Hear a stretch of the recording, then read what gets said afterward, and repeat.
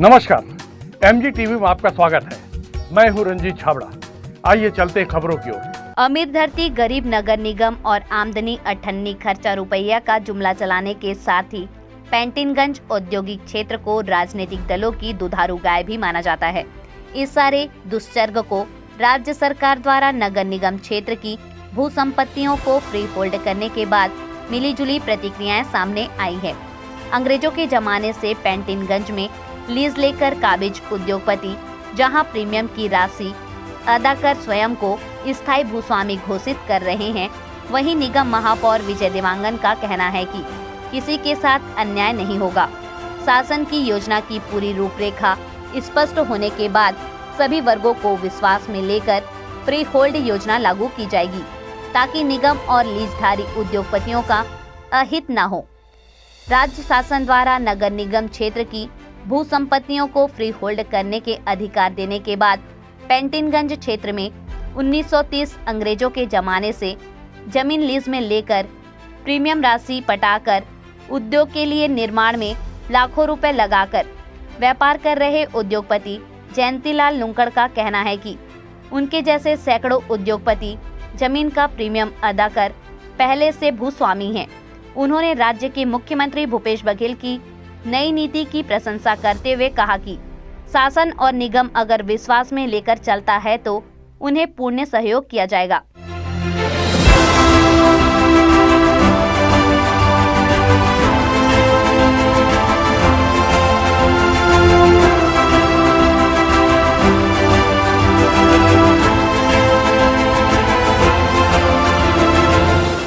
सरकार ने जो ये योजना निकाली है कि फ्री हैंड नगरीय क्षेत्र की जो संपत्ति है वो फ्री हैंड हो, और नगर निगम की जो आर्थिक बदहाली है, हालात आपसे छुपे नहीं है। 50 लाख रुपए की आय है, 80 लाख रुपए तनख्वाह बांटते हैं, आमदनी अठन्नी खर्चा रुपया। तो उस स्थिति में सरकार ने हर नगर निगमों की आर्थिक दरिद्रता दूर करने के लिए ये फ्री होल्ड सिस्टम निकाला है। तो ये सरकार की योजना कितनी पवित्र मानते हैं आप?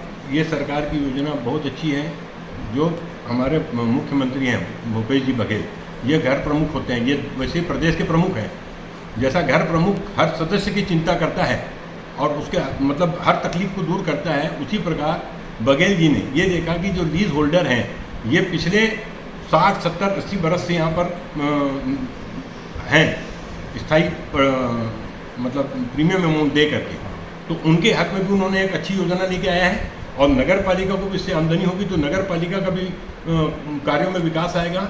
इसलिए ये योजना मुख्यमंत्री जी की बहुत अच्छी है, हम इसका दिल से स्वागत करते हैं। अब इसका क्रियान्वयन बहुत अच्छे तरीके से होगा तो सारे लोगों को बहुत अच्छा इसका लाभ मिलेगा। जी, आपके साथ के बहुत सारे राइस मिलर जो है हाई कोर्ट में भी मुकदमे डाल के बैठे हैं, तो वो किस तरह की उनकी चिंता है, किस तरह मामले मुकदमे वो कोर्ट ले गए हैं?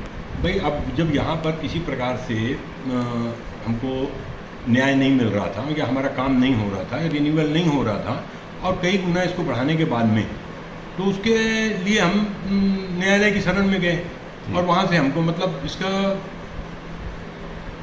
राहत भी मिला है। जी, नहीं, नगर निगम की स्थिति भी सुधर जाए और ये फ्री होल्ड का काम आगे बढ़ जाए। हाँ। तो क्या है, कोर्ट कचहरी के मुकदमे वापस लेके नगर निगम को सहयोग करेंगे? बिल्कुल बिल्कुल करेंगे, बिल्कुल करेंगे। हम कोई नगर निगम से अलग थोड़े भी, हम भी शहर के नागरिक हैं। हमारी नगर पालिका है, हमारी नगर निगम है, हम इससे अलग थोड़ी हैं भाई। आप मतलब कुछ लोग हमको अलग करते हैं, ये उनके सोच है कि हम मतलब हम लोग कहीं बाहर के नहीं हैं, यहीं रहते हैं, यहीं से हम मतलब हमारा व्यापार है, यहीं से हमारा काम है, इसलिए नगर पालिका भी हमारी ही है। जी, तो लीज नियमों का 100% विशुद्ध पालन हो रहा है, ऐसा आप मानते हैं? बहुत सारे लोगों ने 100% विशुद्ध पालन लीज नियमों का हुआ है। नहीं, बहुत सारे लोगों ने अपनी प्रॉपर्टी को किराए में दे दिया है, कई लोग को आधा घोषित रूप से बेच दिया है, कई लोग को पार्टनर बना के नाटक कर रहे हैं। तो ये सारी चीजें क्या गलत है, सही है? भ्रामक जानकारियाँ ज़्यादा है इसके अंदर में रंजीत भाई, इसमें भ्रामक जानकारियाँ ज़्यादा हैं, वास्तविकता कुछ और है।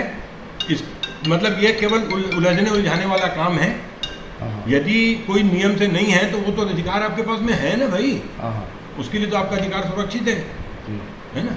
ठीक यही है। और ये पैंटिनगंज का अपना पूरा एरिया जो है फ्री होल्ड कर दिया गया है। जैसे आप लोग जैसे जहाँ बैठे हैं उस ज़मीन को आप क्रय कह सकते हैं, आपके नाम पे हो जाएगी और ये लीज वाला चक्कर समाप्त हो जाएगा जो समस्या है। तो कितनी खुशी है गवर्नमेंट के इस कदम से आपको? नहीं, गवर्नमेंट के इस कदम से खुशी बहुत है। और ये खरीदी तो की हुई है ज़मीन, ये मतलब ये जो लीज है ना, इसका मतलब परमानेंट लीज है ये, और इसका भुगतान किया हुआ है। अच्छा, मतलब प्रीमियम जो दिया हुआ है, प्रीमियम मतलब मूल्य, मूल्य जो इसका दिया हुआ है, है ना। अब इसको क्या समझ में आ रहा है ये हमको नहीं पता, और ये विधिवत इसको हर 30 साल में रिन्यूअल करना था, है ना। सरकार ने एक अच्छी पॉलिसी रिन्यूअल करना था, मतलब आप लीज से खुश हैं, आपको क्रय नहीं करना है इसको? नहीं, लीज से खुश नहीं, जो पॉलिसी थी वो बता रहा हूँ कि शुरुआत में जिस समय लीज में दी गई थी जमीनें, वो इसलिए दी गई थी कि मतलब यहाँ पर आवासी के लिए काटा, जब आवासी यहाँ पर नहीं गया तो उन्होंने उद्योग वालों को दिया, उद्योग वालों को देने के लिए इसका प्रीमियम अमाउंट लिया। प्रीमियम अमाउंट लेने के बाद उस समय का जो मूल्य था, सन 46-44 जिस समय भी इन्होंने दिया था, उस समय का जो प्रचलित मूल्य था उससे अधिक का पेमेंट किया गया है नगर पालिका को। मतलब ये जमीन आप खरीद चुके हैं, आपके नाम में हो चुकी है, फ्री होल्ड से आपको ना कोई लाभ है ना कोई हानि है? नहीं, लाभ क्यों नहीं है? लाभ इसलिए है कि फ्री होल्ड होने के बाद में हम अपने व्यापार को बढ़ा सकते हैं, इसको बैंक में उपयोग कर सकते हैं, ऐसा हमको फायदा है। लेकिन बैंक का लाभ हर साल हमको, हर बार हमको रिन्यूअल कराने की जरूरत नहीं पड़ेगी, जिसके लिए हमको आज 2006 से 2004 से जो लीज अवधि खत्म हो गई है, उसके बाद हम इधर उधर सब जगह चक्कर लगा रहे हैं कि हमारे रिन्यूअल हो जाए। नहीं तो लीज की राशि अगर नहीं बढ़ेगी तो ये गरीब नगर निगम चलेगा कैसे? नहीं तो लीज की राशि बढ़ाने के लिए कोई इनकार नहीं है, पर एक जैसे पहले इसका 85 पैसे था, 85 पैसे का 6 गुना बढ़ करके 5 रुपये 10 पैसा हुआ, तो उस अनुपात में यदि आप बढ़ाते हैं या नजूल का जो रेट है उसको भी आप लेकर के बढ़ाते हैं तो किसी को कोई आपत्ति नहीं है। नहीं, उस समय भी MIC का निर्णय के बाद ही आप लोग को प्रीमियम लेके लीज पे दी गई। उस समय भी MIC की या जो भी नगर पंचायत रही होगी, नगर पालिका रही होगी, है ना? नहीं तो आज भी अगर MIC बैठक लेके ये प्रस्ताव पारित किया जाता है कि भाई आपको जितनी ज़मीन खरीदनी है, जिस जगह में आप काबिज है, उसको क्रय कर लीजिए, आपके नाम पे ये स्वामित्व का बन जाएगा। कि इनकी जो पॉलिसी आएगी उसके हिसाब से हम निर्णय ले पाएंगे। अभी कैसे किसी चीज़ में हम कैसे बन सकते हैं, मतलब इनकी क्या पॉलिसी आती है? हम तो पैसे इसका ज़मीन का मूल्य तो दे चुके हैं। अब जैसे नजूल की ज़मीन में या दूसरी जगह सरकार 2% ये ले करके गाइडलाइन का 2% ले करके और वो फ्री होल्ड कर रही है, उस प्रकार से हमको होता है तो हमें को कोई दिक्कत नहीं है। मतलब वो जो 85 नए पैसे वाला रेट है, 85 नए पैसा वाला नहीं, जो गवर्नमेंट की जो पॉलिसी है, नहीं बाजार मूल्य से चलेंगे वो तो बाजार मूल्य से 2%, उनका गाइडलाइन है बाजार मूल्य, मतलब उनका गाइडलाइन, उसमें तो सहमत है, गाइडलाइन का 2%, उसमें तो सहमत है आप? उसमें हम सहमत है, कोई दिक्कत नहीं उसमें हमको। नहीं तो हम भी चाहते हैं नगर पालिका का काम ठीक चले, नगर पालिका को जो आय होगी उससे नगर पालिका का काम चलेगा, हमारे नगर का विकास होगा। हम भी इस नगर में रहते हैं, इसलिए हम उस बात से सहमत हैं, पर इस बात से हमको तकलीफ है कि हमारे साथ ज्यादती हो रही है और उसको कोई सुनने वाला नहीं है। मतलब आप ये कहना चाहते हैं कि आप फ्री होल्ड का आपको कोई विशेष परिवर्तन लाभ नहीं होने वाला, क्योंकि आप इस जमीन के ऑलरेडी मालिक हैं?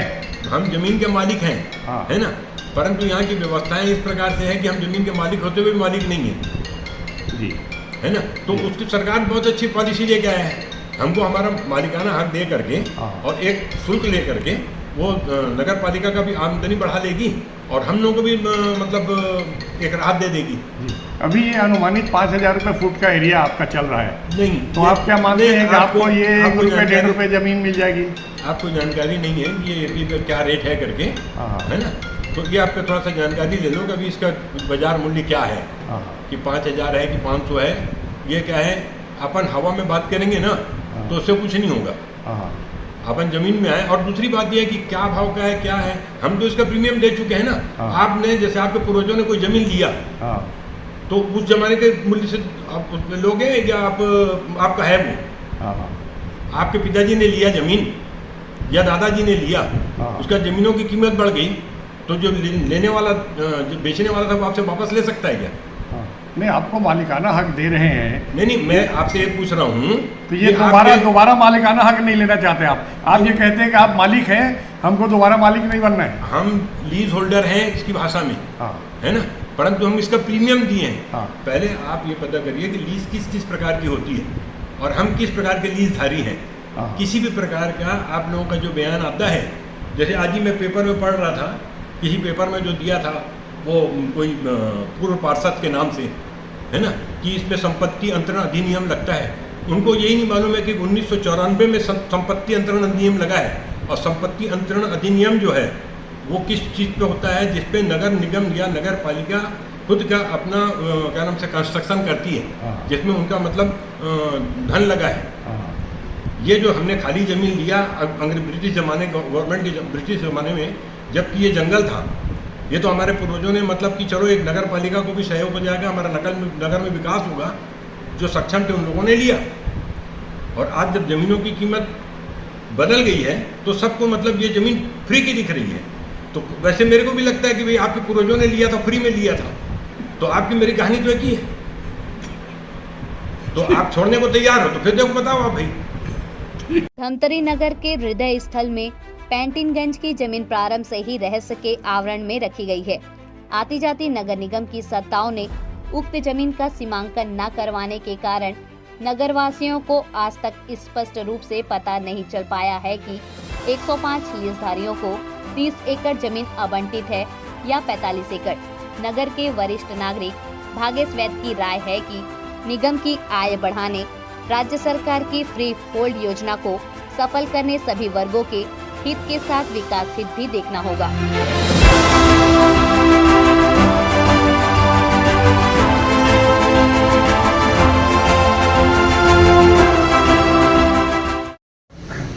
ये भूपेश बघेल सरकार ने एक बड़ा महत्वपूर्ण निर्णय लेते हुए नगरीय निगम की संपत्तियों को फ्री होल्ड कर दिया है।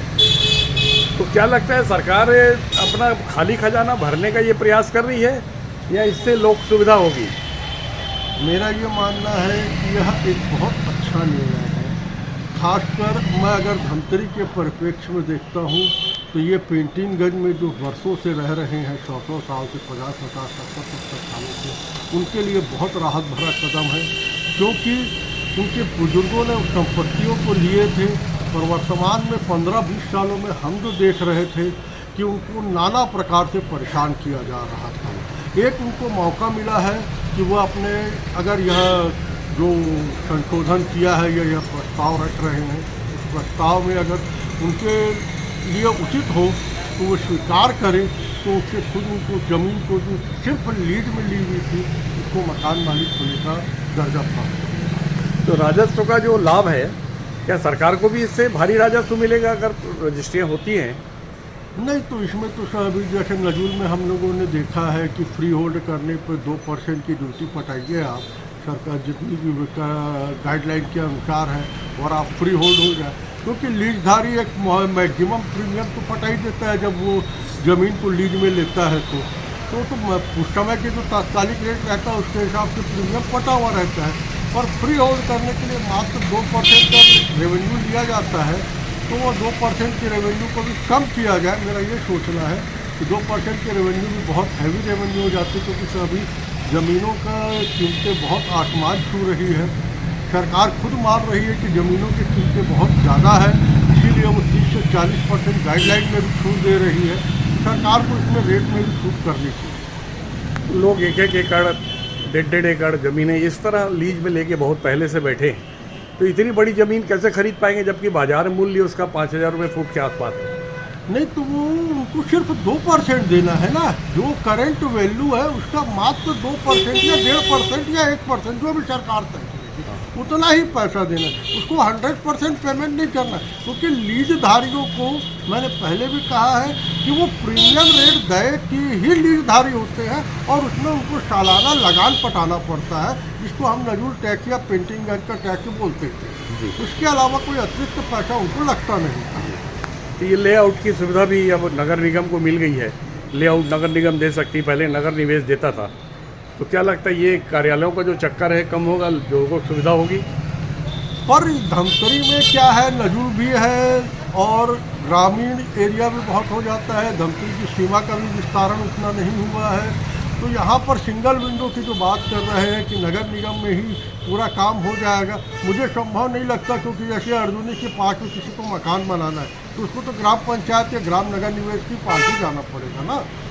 जिस प्रकार से अगर किसी को दोधारी टोला या कोलियारी जाना हो, तो शहर के विस्तार की दृष्टि से उनको ये कर देना चाहिए कि नगर निगम में पूरा का पूरा नगर निवेश को समायोजित कर देना चाहिए कि जो 10 किलोमीटर का एरिया जो नगर निवेश का परिभाषा है कि शहरी क्षेत्र के 10 किलोमीटर के अंतर का जो भी निर्णय लेना है वो नगर निवेश लेता है, वो पूरा का पूरा समायोजन नगर निगम में कर देते तो ज़्यादा अच्छा रहता, तभी वो सिंगल विंडो होगा। दूसरा यहाँ पर एक और परेशानी है, धमतरी आधा नजूल है, तो मालिकाना हक नगर निगम कभी नहीं देती। तो मालिकाना हक नहीं जब निर्धारित कर सकती नगर निगम किसी का, तो संपत्ति का तो लेआउट कैसे देगी वो? लेआउट तो या तो नगर निगम पटवारी देगा या नजूल देगी। नगर निगम कहाँ से लेआउट दे पाएगी कि ये कितने भाग की जगह है उसकी? तो मालिकाना हक तय करने का अधिकार अभी तक के नगर निगम या नगर पालिका या नगर पंचायतों को नहीं प्राप्त। इसका पहला प्रयोग राजधानी रायपुर में हुआ था। क्रीम जगह में ज़मीन खरीदी को लेके फ्री होल्ड के अंतर्गत बहुत भ्रष्टाचार की खबरें आई थी। क्या लगता है कि धमतरी में ये प्रयोग कितना सफल होगा? अब देखिए, भ्रष्टाचार कैसे होता है कि ज़मीन को रोड से 10 फीट अंदर बता के या आधा भाग की रजिस्ट्री रोड के बाहर की करके और आधा भाग की ज़मीन रोड के अंदर की बता के, इस प्रकार का भ्रष्टाचार तो होता है। और ज़मीन के दलाल लोग और ज़मीन के लोग, खिलाड़ी लोग, ये सब करते हैं। तो उनको तो अब प्रशासन को भी ध्यान देना चाहिए। प्रशासन को पता रहता है तो प्रशासन आँख मूंद के बैठा हुआ रहता है। रजिस्ट्रार को पता रहता है गूगल से कि पूरा प्लाट एक है और उसके 2 पार्ट में रजिस्ट्री करवाता है। तो ऐसे कई विसंगतियाँ दिखती है और ऐसी कई सारे मामले सामने आते हैं। तो अब सरकार धीरे धीरे सुधार कर रही है। सरकार को यह सुधार भी आवश्यक है वर्तमान की स्थिति को देखते हुए, डिजिटल को देखते हुए। जिस प्रकार से एक काम और करना चाहिए कि रजिस्ट्री के साथ ही साथ नामांतरण की भी जो सुविधा है उसको भी तुरंत फॉलो अप कर देना चाहिए, चाहे वो किसी भी डिपार्टमेंट से हो।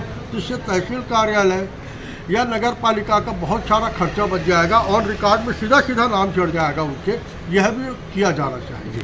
पेंटिनगंज जहाँ की 44-45 एकड़ ज़मीन है, जहाँ फ्री होल्ड का बहुत सीधा प्रभाव दिखना है, उसके बारे में कहा जाता था कि ये कांग्रेस और भाजपा की दुधारू गाय है पेंटिनगंज। तो अब ये फ्री होल्ड होने के बाद क्या लगता है ये दुधारू गाय इनको कितना दूध दे पाएगी भाजपा कांग्रेस को? अब गाय तो बूढ़ी हो जाती है तो उसको तो या तो जंगल में छोड़ देते हैं या गौशाला में छोड़ देते हैं। तो अब लगता है कि इनकी दुधारू गाय गौशाला में जाने के लायक हो गई है। अब इन नगर कांग्रेस और भाजपा के नेताओं को वहाँ पर सिर्फ सेवा करना पड़ेगा, रोड बनानी पड़ेगी, गार्डन बनाना पड़ेगा। पर सबसे पहले नगर निगम को एक बात इसमें परिलक्षित करना चाहिए और देखना चाहिए मेरे दृष्टिकोण से, वो यह है कि जो खाली जगह है, अभी जैसे रेलवे का मामला आ रहा है या और भी बहुत सारे लोग हो रहे हैं, जगहें हो रही है, तो जो जितनी भी खाली जगह है वहाँ पर बसावट किस प्रकार से किया जाए इसके बारे में कार्य योजना बनानी चाहिए। बहुत लंबे समय से मांग हो रही है क्षेत्र में, इसका सीमांकन कराया जाए, सीमांकन कराया जाए, नगरीय क्षेत्र की जनता को बताया जाए कि वहाँ 20-25 एकड़ ज़मीन है या 44 एकड़ ज़मीन है, लेकिन आज तक वहाँ किसी ने हाथ नहीं डाला। अब क्या लगता है तस्वीर साफ होगी? अब बहुत ज़्यादा तस्वीर साफ हो जाएगी, क्योंकि जो आदमी जितने कब्जे में है उतने ही कब्जे का तो लीज या फ्री होल्ड करवाएगा, वो कहीं और तो अपनी ज़्यादा संपत्ति का तो नहीं करवाएगा।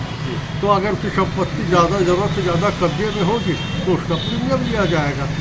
भाई जितने की वो लीज धारी है, जितनी की जगह पर वो काबिज है, वो जगह पर दिख जाएगी ना। या तो वो फिर अगर चोरी करेंगे तो बाकी शेष जगह नगर निगम की हो जाएगी। कुल मिलाकर ये जो निर्णय है इसको कैसा देखते हैं आप? अब इसको इम्प्लीमेंट करने के ऊपर प्रशासन की इच्छा शक्ति कितनी है। और यह विषय तो अभी सिर्फ नोटिफिकेशन तक ही आया है, निर्णय पास हुआ है, नोटिफिकेशन होगा। नोटिफिकेशन के बाद किस प्रकार का प्रपोजल आता है, सरकार क्या तय करती है मापदंड, उसके आधार पर सारी चीज़ें तय होगी। और यह समय तो बहुत लंबा लगेगा, क्योंकि लीजधारियों से ज़मीन का मालिकाना हक का कागजात मांगा जाएगा या रिकॉर्ड में उनका नाम देखा जाएगा। पिछले 10 साल से उनके रिकॉर्ड में नाम ही नहीं चढ़ा है, क्योंकि उन्होंने प्रीमियम ही नहीं पटाया है। बहुत सारे मामले हैं, कुछ मामले कोर्ट में चल रहे हैं, कोर्ट से भी मामले को सेटलमेंट करवाना पड़ेगा। बहुत सारी चीज़ें हैं, तो ये एक लिंगर पोजीशन है, इसमें पेशेंस की ज़रूरत है। शासन अगर चाहे तो सारी चीज़ों को, क्योंकि शासन के अगेंस्ट में शासन सीधा सीधा बोल देगी कि भाई हमने ऐसा ऐसा किया है। एक लाइन में अगर वो लिख के दे देगी कोर्ट में, तो कोर्ट से पूरे मामले ख़त्म हो जाएंगे और बहुत सारी चीज़ें हो जाएंगी। अब ये वहाँ के रहवासी और वहाँ के लोग जो है वो कितने जागरूक है और कितनी यूनिटी के साथ में सब मामले को फेस करते हैं, ये उनके ऊपर डिपेंड है। नगर के वरिष्ठ नागरिक मदन खंडेलवाल ने राज्य सरकार द्वारा फ्री होल्ड योजना को लाभदायक बताते हुए इसके क्रियान्वयन पर सवाल उठाते हुए कहा कि पैंटिनगंज के पुराने लीजधारियों को अगर बाजार मूल्य पर जमीन क्रय करने बाध्य किया जाएगा तो समस्या आ सकती है।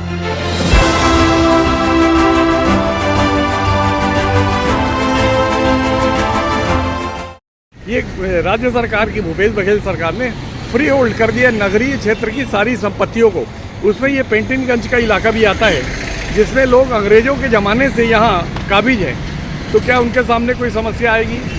समस्या ये आएगी, उस समय जिस रेट पे हमने इसको परचेज किया था उससे अच्छी ज़मीनें हमको यहाँ मिल रही थी, किंतु यहाँ लोगों को प्रोत्साहित करने के लिए, उद्योग डिपार्टमेंट बनाने के लिए, औद्योगिकरण करने के हिसाब से हमने इस ज़मीन को सब लोग मिल के लिया था।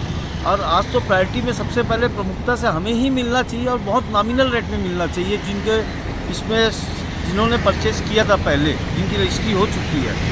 हाँ, और जो फ्री होल्ड में जो ऑक्शन करना चाहते हैं तो वो एक नॉमिनल रेट से दे ताकि लोग अच्छे लोग आए और कुछ कंडीशनल दें उनको कि आप यहाँ क्या क्या व्यापार करना चाहते हैं, किस व्यापार को उनको प्रोत्साहित करना है इन ज़मीनों में, उसको फैसिलिटी दे के उनको जो भी ऑक्शन करना है रूल्स रेगुलेशन से वो करिए। तो मेरा निवेदन है कि जिन्होंने लिया उसको बहुत नॉमिनल चार्ज में उनको हैंडओवर किया जाए वापस। राज्य सरकार की आर्थिक स्थिति के बारे में आपको मालूम है, पूरा खजाना खाली है, किसानों को दे दिए हैं पैसा। धमतरी नगर निगम की हालत, आमदनी 98 खर्चा रुपया, 50 लाख की आय है, 80 लाख रुपये तनख्वाह बांटना पड़ता है। उन स्थितियों में नगर निगम अपने पैर में खड़े हो, नगर का सर्वांगीण चहुमुखी विकास हो, उसके लिए जब तक व्यापारी सहयोग नहीं करेंगे जो काबिज है जगहों पे, तो ये नगर का विकास होगा कैसे?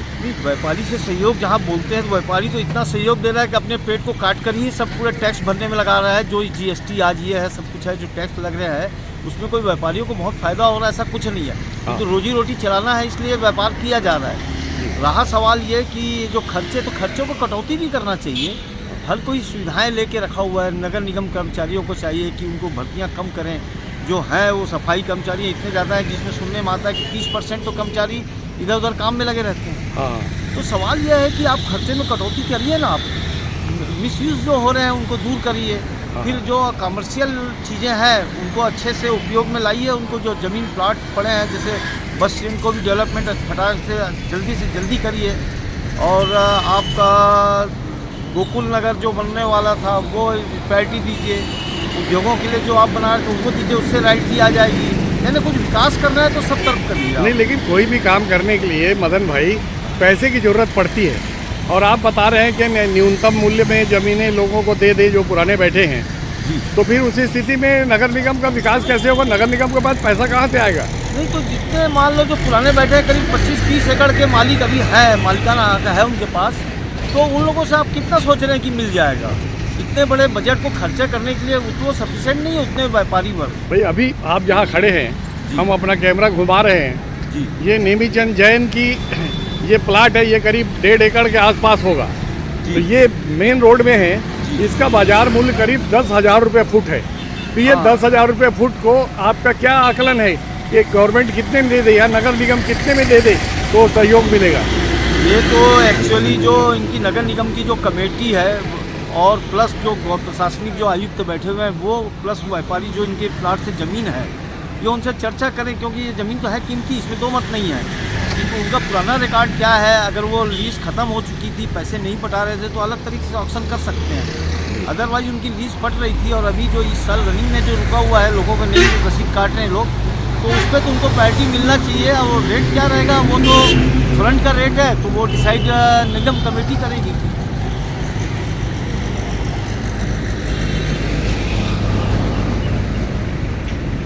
भाजपा जिला अध्यक्ष ठाकुर शशि पवार का कहना है कि नगर निगम को आर्थिक संकट से निकालने राज्य सरकार द्वारा लाई गई भू संपत्ति फ्री होल्ड योजना की सफलता सभी वर्गों के विश्वास पर निर्भर है। भविष्य की जरूरतों को देखते हुए जमीन विक्रय करना चाहिए ताकि नगरीय क्षेत्रों में विकास के लिए जमीनों का अभाव न हो।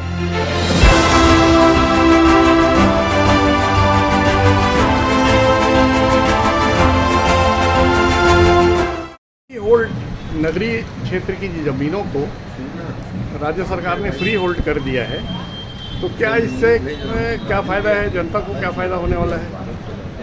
जनता को फ़ायदा कुछ नहीं होने वाला है।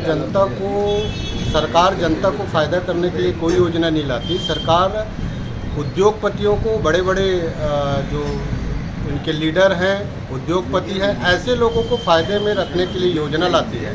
अभी जो फ्री होल्ड का मामला है, जब प्रदेश में छत्तीसगढ़ में डॉक्टर रमन सिंह की सरकार थी, आखिरी 15 साल तक 27,000 करोड़ का कर्ज में थी और आज 80,000 करोड़ से ऊपर के सरकार कर्ज में है। 5,000 करोड़ रुपया ब्याज देती है। सरकार पूरी तरीक़े से दिवालिया होने के कगार पे है और ऐसे में अब सरकार पहले वो रेत बेची, जंगल बेची, ज़मीन बेचे, कोयला का खदान बेचे, तमाम माइंस बेचने के बाद अब इनकी नज़र ज़मीनों पर है। जबकि मैं अगर धमतरी की बात करूं तो चाहे वो पेंटिनगंज की बात हो, चाहे अन्य जितने भी शासकीय ज़मीन है जिसमें कब्जाधारी हैं उनकी बात हो, सरकार को जहां ज़रूरत है, आज नगर निगम धमतरी के लिए जब नगर पालिका थी, भारतीय जनता पार्टी के डॉक्टर रमन सिंह के सरकार की इच्छा शक्ति के बदौलत पालिका नगर में तब्दील हुई। अब नगर का स्वरूप बढ़ाने के लिए हमको दायरे भी बढ़ाने होंगे। उसके लिए हम सभी देख रहे हैं कि विभिन्न योजनाओं की राशि जमीन नहीं होने के कारण वापस जा रही है। शहर का विकास बाधित हो रहा है। ऐसे समय में हमारी जो कीमती ज़मीन है नगर निगम की, वो ज़मीन अगर कुछ चंद लोगों को बेच दिया जाएगा तो ऐसे में धमतरी का दायरा फिर कैसे बढ़ेगा। धमतरी के लिए ज़मीनों की जो आवश्यकता होगी, विकास के लिए विभिन्न तमाम, अभी आने वाले समय में हमारी जनसंख्या बढ़ेगी, उसके लिए लगातार ज़मीन की ज़रूरत पड़ेगी, तो उस समय के लिए हमारे पास ज़मीनें नहीं होंगी।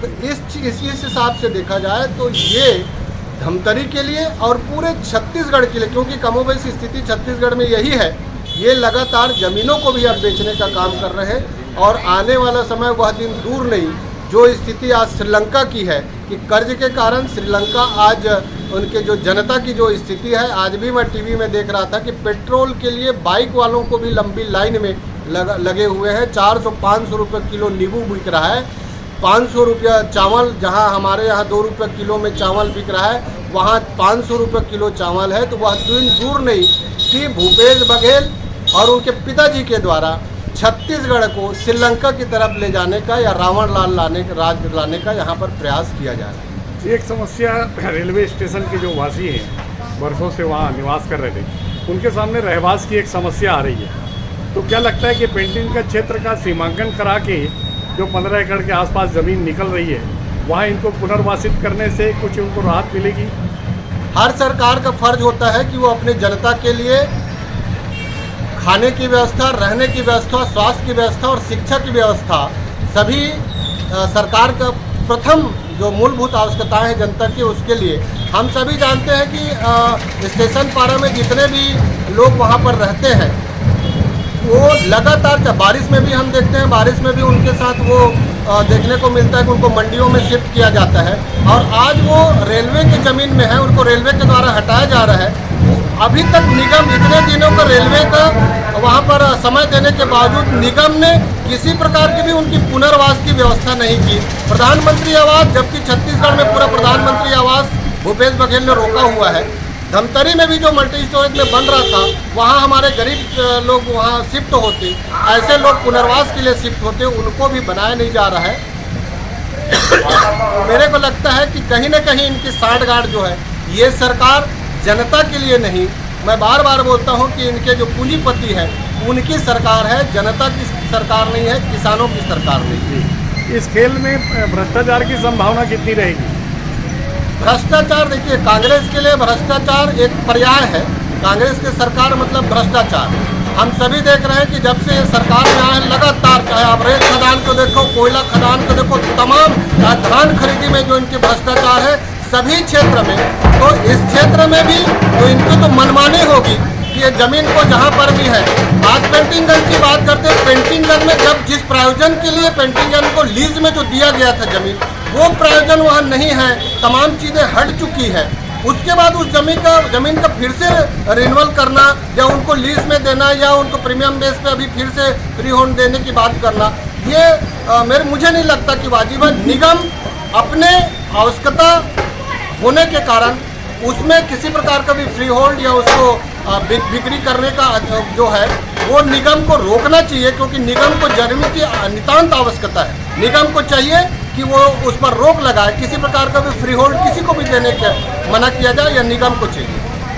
नगर निगम के सक्रिय महापौर विजय देवांगन ने राज्य सरकार द्वारा निगम को आर्थिक रूप से आत्मनिर्भर बनाने लाई गई भू संपत्ति फ्री होल्ड योजना की तारीफ करते हुए कहा कि वे मुख्यमंत्री भूपेश बघेल की दूरदर्शिता पूर्ण कदम के कायल हैं।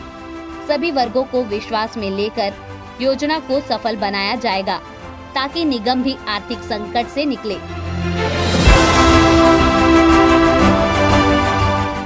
ये फ्री होल्ड सरकार ने अभी 2 दिन पहले निर्णय लिए है ताकि नगर निगमों की आर्थिक स्थिति सुधरे और आत्मनिर्भर हो, ताकि ये जो आए दिन तनख्वाह की जो समस्या आती है वो दूर हो। तो इसको कितना सामयिक कदम मान रहे हैं? जी, ये बहुत ही ऐतिहासिक कदम हमारे आदरणीय सीएम साहब ने लिया है और उनकी सोच है कि इस निर्णय से नगर निगमों की आय बढ़ेगी और उनकी जो समस्या होती है वो स्थानीय स्तर में उस समस्या का निराकरण नगर निगम कर सकेंगे। ऐसा सोच के यह निर्णय लिया गया है और फ्री होल्ड करने के संबंध में निर्णय तो ले लिया गया है, लेकिन आने वाले समय में उसका गाइडलाइन आएगा और गाइडलाइन आने के बाद, नियम कानून आने के बाद उस पर हम लोग आगे कार्रवाई भी करेंगे। एक तरफ तो सरकार की मंशा है कि स्वायत्त शासी निगम जो है आत्मनिर्भर हो, उनकी आर्थिक स्थिति सुधरे ताकि क्षेत्र का सर्वांगीण विकास हो, बहुत सारी आय हो। लेकिन दूसरी तरफ ऐसे लोग हैं जो कहते हैं कि संपत्ति अंतरण अधिनियम 1994 यहाँ लागू नहीं होता, क्योंकि हमने प्रीमियम की राशि देके इस ज़मीन को ऑलरेडी खरीद चुके हैं। तो अगर नॉमिनल हमारे पे चार्जेस लगा के अगर हमें भूमि क्रय करने दी जाती है तब तो सहयोग होगा, वरना फिर वो हाई कोर्ट तो पहले ही चल रहा है, अब वो सुप्रीम कोर्ट तक भी मामला जा सकता है। मैं हमारे नगर निगम के टीम की ओर से, धमतरी शहर की जनता की ओर से इस ऐतिहासिक निर्णय के लिए आदरणीय सीएम साहब का, हमारे नगरीय प्रशासन मंत्री आदरणीय शिव डहरिया जी का धन्यवाद देता हूं, आभार व्यक्त करता हूं। और उन्होंने जो निर्णय लिया है बहुत सोच समझ कर लिया है। मैं पहले ही आपको कह चुका हूं कि इसके संबंध में भी गाइडलाइन आया नहीं है, तो गाइडलाइन जब आएगा उसके बाद हम उस पर विचार करें तो ज़्यादा अच्छा रहेगा। अभी किस प्रकार का रेट लगेगा, क्या लगेगा, उसके संबंध में भी कोई भी जानकारी अभी यहाँ उपलब्ध नहीं है। उनको आने दीजिए, फिर उस पर विचार करेंगे, बात करेंगे। उद्योगपतियों से हमने बातचीत की है, वो सहयोग की मुद्रा में कम दिख रहे हैं और नियम कानून कायदों की बात ज़्यादा कर रहे हैं। उस स्थिति में आपको MIC की बैठक लेके उन सारे निर्णयों को बदलने का अधिकार है कि नहीं है? देखिए, कोर्ट सबके लिए खुला है। आज 15 साल 20 साल से हम लोग कोर्ट की लड़ाई लड़ रहे हैं और इससे न तो उन उद्योगपतियों का फायदा हो रहा है, न नगर निगम का फायदा हो रहा है, न धमतरी की जनता का फायदा हो रहा है। तो मैं आपके माध्यम से क्या कहना चाहूँगा कि इसको मिल बैठ के हम लोग रास्ता निकालेंगे। पहले से हम लड़ाई झगड़े की बात ना करें, और सरकार ने ये निर्णय लिया है तो बहुत सोच समझ के निर्णय लिया है, इसका जरूर निराकरण होगा। उद्योगपति कहते हैं कि जिस जमाने में उन्होंने ज़मीनें ली थी, खुशहाल राव जी के ज़माने में जब ये नगर पालिका था, तब उनको पकड़ पकड़ के प्रीमियम की राशि लेके ज़मीनें दी गई थी ताकि वो इलाका आबाद हो और 2 रुपये की आय नगर निगम की हो। लेकिन आज क्योंकि आपका वहाँ निर्माण नहीं है, निर्माण उनके स्वयं का है, इसलिए वहाँ संपत्ति अंतरण अधिनियम 1994 लागू नहीं होता। तो उस स्थिति में नॉमिनल राशि अगर बाजार मूल्य को छोड़ के, बाजार मूल्य तो वहाँ 5,000 रुपये का है, और कुछ स्थानों में जैसे नेमीचंद जैन की जगह है जहाँ आपके पदाधिकारी के भी वहाँ अभी टेम्परेरी काम चल रहा है, वो 10,000 रुपये फुट की जगह है। तो उन स्थितियों में जो ज़मीनी जो बाधाएं आएंगी उसको पार करने के लिए किस तरह के प्रयास होंगे? मुझे पूरा भरोसा है कि हमारे सीएम साहब इस टाइप की परेशानी नहीं आने देंगे और सभी के हित को देखते हुए निर्णय लिया जाएगा। और आने वाले समय में जब आदेश आ जाएगा तो सबको पता चल जाएगा कि इसमें किसी प्रकार की कोई तकलीफ नहीं होगी। और यह सही बात है कि पूर्व में बहुत साल पहले लोगों को बसाने के लिए जब निगम की ज़मीन को लेना नहीं चाह रहे थे तो लोगों को बुला के दिया गया है, ऐसी मेरी जानकारी में है, क्योंकि हम लोग उस समय छोटे थे, हमारी समय की बात नहीं है। तो मुझे भी इस प्रकार की जानकारी मिली है। तो मैं समझता हूँ कि इसमें ज़रूर हमारे सीएम साहब पुराने परिस्थितियों को ध्यान में रखते हुए निर्णय लेंगे। जी, नॉमिनल मूल्य अगर लेंगे तो जो जिस भावना से, जिस उद्देश्य से मुख्यमंत्री ने ये योजना लागू की है, उसका लाभ आप लोग को पूर्णतः नहीं मिल पाएगा, ऐसा अनुमान लगाया जा रहा है। ये आप लोग बार बार वही बात बता रहे हैं कि नॉमिनल मूल्य, मैं अभी नहीं जानता हूं कि अभी क्या रेट लगाने वाले हैं। तो जब रेट आ जाएगा तो उस पर हम फिर विचार करेंगे कि नॉमिनल है कि ज़्यादा है। अभी वो रेट आया नहीं है तो उस पर हम विचार करने का भी कोई मतलब नहीं। जी, ये लेआउट करने का अधिकार भी आप लोग को दिया गया है। तो उससे आप कितने खुश हैं, क्योंकि लोगों का नगर निवेश का चक्कर कम होगा। जी, इसमें मेरे खुश होने से मतलब नहीं है, धमतरी शहर के नागरिक इसमें खुश हुए हैं, उनको एक सुविधा मिल रही है। जो लगातार इधर उधर चक्कर लगाते हैं, दो ऑफिस का चक्कर लगाते हैं, उनका चक्कर कम होगा। मैं धमतरी शहर की जनता की ओर से सीएम साहब को इस निर्णय के लिए भी बहुत बहुत धन्यवाद देता हूँ। विजय भैया, आप लोगों ने कहा कि सबका विश्वास लेके, सबका सहयोग लेके जो भी सरकार के रेट निकलेंगे उस रेट पे क्रय विक्रय ज़मीन का होगा, लेकिन वहाँ ये भी बात चल रही है कि रेलवे के जो पीड़ित प्रभावित लोग हैं उनमें से कुछ लोगों की राय है कि पेंटिनगंज में 15 एकड़ अतिरिक्त ज़मीन है, क्या उस ज़मीनों में उनका पुनर्वास की कोई संभावना, कोई चर्चा दिखती है आपको? जी, मेरे से भी मिलने आए थे रेलवे के दुकानदार और रेलवे प्रभावित लोग। तो इस संबंध में मैं उनको आश्वस्त किया हूँ कि इस संबंध में कलेक्टर साहब से बात करूँगा, क्योंकि यह अधिकार तो हमारे पास तो है ही नहीं। जी, तो कलेक्टर साहब से जरूर चर्चा करूंगा कि यदि ऐसा कोई संभव है तो इस पर भी विचार करें। जी, क्योंकि स्टेशन पारा में नोटिस मिला है रेलवे मंत्रालय का, केंद्र सरकार का, आपकी राज्य सरकार है, लेकिन सारा जो दबाव है वो नगर निगम को झेलना पड़ रहा है। यहाँ नारे लग रहे हैं, जुलूस निकल रहे हैं, हड़ताल हो रही है, तो उन स्थितियों में बीच का रास्ता कैसे निकालेंगे? देखिए, सबसे पहले तो मैं आपको बताना चाहूँगा कि अभी जो बड़ी लाइन धमतरी में बन रही है उसके लिए मैं और हमारी पूरी नगर निगम की टीम इसकी स्वागत करती है, और हम सभी शहरवासियों के लिए बहुत खुशी की बात है कि नया बड़ी रेल का काम यहाँ प्रारंभ हो रहा है। जी, लेकिन इसमें कुछ लोग इस काम को राजनीतिकरण जो कर रहे हैं वो गलत है। आज जैसे अतिक्रमणकारियों को हटाने की बात आ रही है, इसमें हम सबको ये देखना चाहिए कि कैसे हम इनका सहयोग करें। अब नगर निगम उनका सहयोग करने के लिए बिल्कुल तैयार बैठी है। नगर निगम केवल नगर निगम, इसमें रेलवे का किसी प्रकार का कोई सहयोग हमको नगर निगम को नहीं मिल रहा है। नगर निगम व्यवस्थापन करने के लिए लगी हुई है, लेकिन वो मकान अधूरा है। अब ये मकान अधूरा है, उसको जिंदाबाद मुर्दाबाद के नारे लगाने से वो मकान कंप्लीट नहीं हो जाएगा। तो हम इस मकान को पूरा कर व्यवस्थापन करने के लिए बिल्कुल तत्पर है। लेकिन कोरोना के समय ठेकेदार, उस समय पूरे देश में सारे काम डिस्टर्ब हुए थे, तो उस समय ठेकेदार काम को छोड़ के भाग गया। तो उसको नियमानुसार विधि सम्मत हम लोग कार्रवाई करके रीटेंडर का काम कर रहे हैं, और आने वाले समय में वो काम पूरा होगा। और पूरा जैसे होगा, हम कहीं पीछे नहीं हट रहे हैं, उसमें व्यवस्थापन में हम उनको देंगे जी। लेकिन रेलवे वाले जो कुछ लोग राजनीति कर रहे हैं, उनको चाहिए कि यदि वो लोग सही में उनका हित चाहते हैं तो वो रेलवे से बात करें, सांसद महोदय से बात करें और उनका व्यवस्थापन करवाए, तत्काल व्यवस्थापन कराए। रेलवे अगर तोड़फोड़ रही है तो तत्काल रेलवे उनका व्यवस्थापन करे जी, है ना। और हम तो चाह रहे हैं कि हम व्यवस्थापन करेंगे, लेकिन जैसे ही भवन उनका रेडी होगा हम बिल्कुल उनको व्यवस्थापन करेंगे। कुछ लोग की ये भी राय है कि जिस हालत में है उस हालत में भी अगर वो दे देते हैं तो हम पुनर्वासित होने के लिए तैयार हैं। तो क्या ये संभव है? इस प्रकार का कोई आवेदन नहीं आया। यदि कोई इस प्रकार का आवेदन आएगा तो उस पर विचार करेंगे। कुछ बातें ये भी हो रही है कि नगर निगम रेल मंत्रालय को सलाह दे कि शहर के मध्य में रेल स्टेशन ना बनाए, क्योंकि उससे ध्वनि प्रदूषण भी बहुत ज़्यादा होगा और भीड़ भाड़ के इलाके की वजह से अनेक प्रकार की असुविधाएं जा सकती है। तो कुछ लोग अपेक्षा रख रहे हैं नगर निगम से कि रेलवे स्टेशन शहर से कुछ दूर बनाया जाए ताकि शहर का विकास भी हो। जो बात रखे हैं, मैं जरूर कलेक्टर साहब और जिम्मेदार पदाधिकारियों से इस पर बात करूंगा, लेकिन मेरे को ऐसा लगता है कि यह समय शायद निकल गया है, क्योंकि टेंडर हो गया है, मतलब काम चालू हो गया है, मतलब वो सब समय शायद निकल चुका है। लेकिन आप बोल रहे हैं तो इस पर मैं जरूर एक बार अपनी बात को रखूंगा।